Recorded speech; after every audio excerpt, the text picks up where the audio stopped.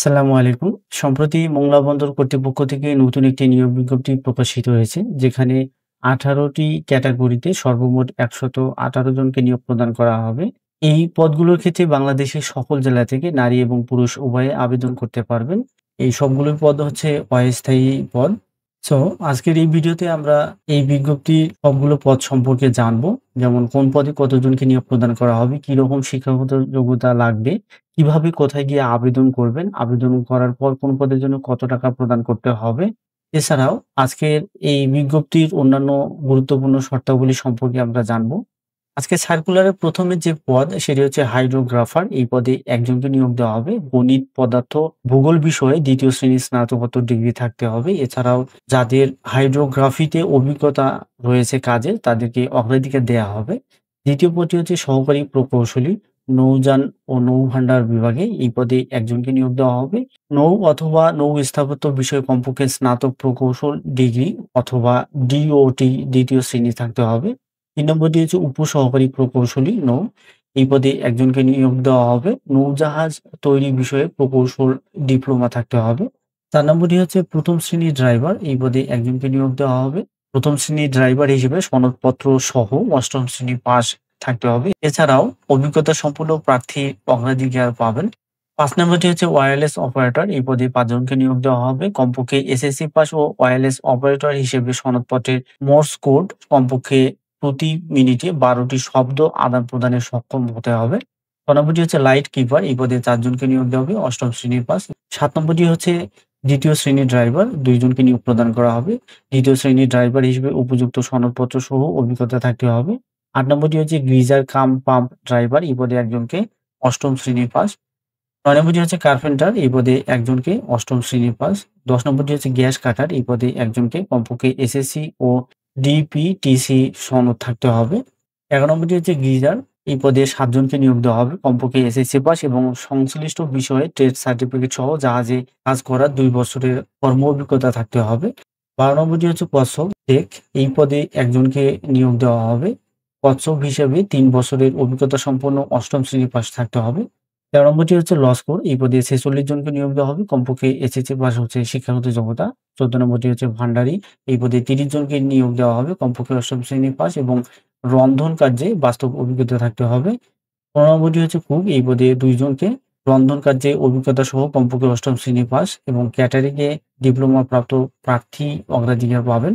১৬ নম্বরটি হচ্ছে টোপাস। এই পদে ৪ জনকে নিয়োগ দেওয়া হবে। কমপক্ষে ৮ম শ্রেণী পাস এবং সংশ্লিষ্ট ক্ষেত্রে অভিজ্ঞতা থাকতে হবে।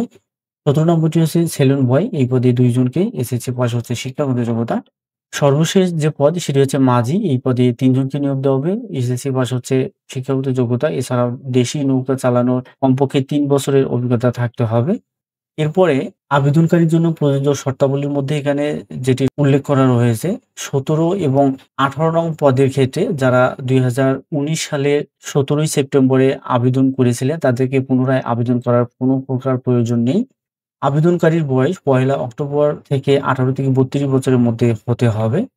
এরপরে মৌখিক পরীক্ষার সময় আপনাকে যে সকল কাগজপত্র দাখিল করতে হবে সেগুলো এখানে উল্লেখ করা রয়েছে। যেমন সকল সনদপত্রের মূল কপি, এছাড়াও অনলাইনে পূরণকৃত আবেদন ফর্ম সহ সকল সনদপত্র, কাগজের ১ সেট সত্যায়িত করতে হবে ১ম শ্রেণী গেজেটেড কর্মকর্তা কর্তৃক।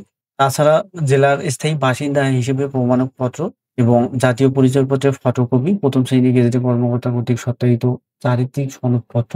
যারা কোটায় আবেদন করবেন তাদের ক্ষেত্রে কোটার প্রমাণপত্র হিসেবে দাখিল করতে হবে। অনলাইনে আবেদনপত্র পূরণ ও আবেদন ফি জমাদান শুরুর তারিখ ও সময় হচ্ছে ১৬ই অক্টোবর সকাল ১০ টায় শুরু হবে এবং শেষ হবে ৯ই নভেম্বর বিকাল ৫ টায়। এই সময়ের মধ্যে আপনাদেরকে অবশ্যই আবেদন করতে হবে।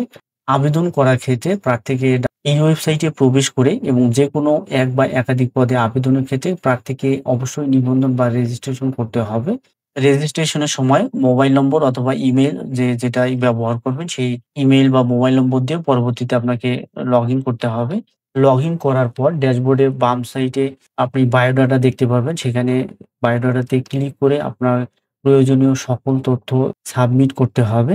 সাবমিট করার সময় আপনার রঙিন ছবি এবং স্বাক্ষর অবশ্যই সাবমিট দিতে হবে। রঙিন ছবির ক্ষেত্রে সাইজ হচ্ছে ৩০০ বাই ৩০০ পিক্সেল, যা সর্বোচ্চ ১০০ কেবি এর মধ্যে হতে হবে এবং স্বাক্ষরের ক্ষেত্রে ৩০০/৮০ পিক্সেল, যা সর্বোচ্চ ৬০ কেবি এর মধ্যে হতে হবে। এরপরে সেভ বায়োডাটা বাটনে ক্লিক করে আবেদনকারীর সকল তথ্য সংরক্ষণ করতে হবে। এপ্লাই বাটনে ক্লিক করার পূর্বে সবকিছু আপনি চেক করবেন যে ঠিক আছে কিনা। যদি সবকিছু ঠিক থেকে থাকে তাহলে এপ্লাই বাটনে ক্লিক করে আপনি আবেদনপত্রটি সাবমিট দিতে পারবেন। এরপরে আপনাকে একই জায়গা থেকে পে করতে হবে। পে করার ক্ষেত্রে ১ থেকে ৩ নং পদের জন্য ৳২২৩ এবং ৪ নং পদের জন্য ৳১৭২ ৫ থেকে ১০ নং পদের জন্য ৳১২১ এবং ১১ থেকে ১৮ নং পদের ক্ষেত্রে ৳৬৯ প্রদান করতে হবে এবং যারা কোটায় আবেদন করবেন তাদের ক্ষেত্রে সকল পদের জন্য শুধুমাত্র ৳৬৯ প্রদান করলেই হবে। টাকাটা অনলাইন পেমেন্ট সিস্টেম অপারেটরের মাধ্যমে জমা দিতে পারবেন। যেমন এখানে মোবাইল ফাইন্যান্সিয়াল সার্ভিস আছে বিকাশ, নগদ, রকেট, এম-ক্যাশ, মাই ক্যাশ, টি-ক্যাশ এবং সিও ক্যাশ। এছাড়াও যারা ডেবিট এবং ক্রেডিট কার্ড দিয়ে পেমেন্ট করবেন তাদের ক্ষেত্রে Visa, Mastercard, Amex, UnionPay, Nexus, Q cash ইত্যাদি দিয়ে পেমেন্ট করতে পারবেন এবং ইন্টারনেট ব্যাংকিং এখানে দেয়া আছে, ওয়ালেট দেয়া আছে। এগুলোর মাধ্যমে আপনি পেমেন্ট করতে পারবেন।